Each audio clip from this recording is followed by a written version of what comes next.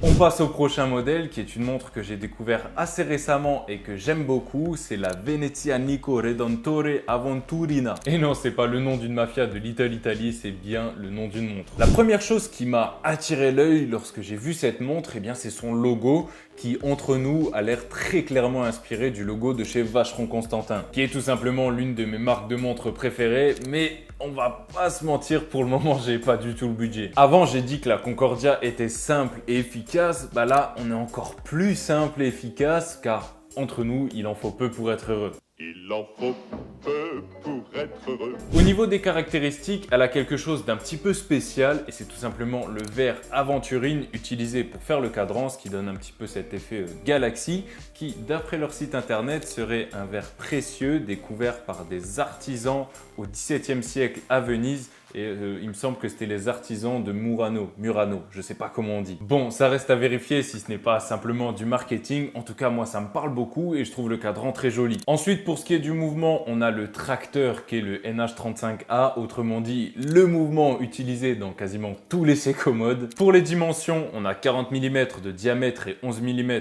d'épaisseur. On a un verre saphir, une résistance à l'eau jusqu'à 50 mètres et un prix de 550 €.